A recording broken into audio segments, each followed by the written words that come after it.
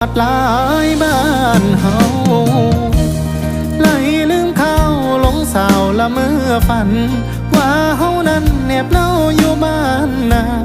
ฝนหินย้อยลงใส่หลังคา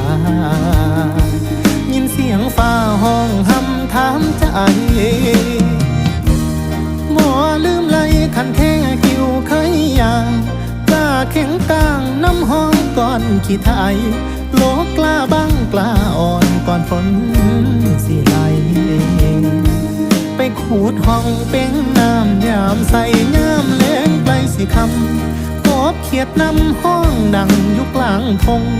คันเม็ดคงนั้นจ้องป่าคอใหญ่มาจำปนกินแย่งแสบลา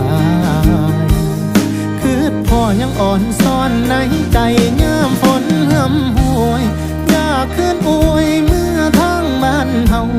เสียอดเอาให้พ่อมอมปีใดทอดฝนหน้าคันฟ้าเพิ่นเห็นใจกะจังสิได้คืนเมื่อบ้านเฮาไปแนบน้ำบอนจาก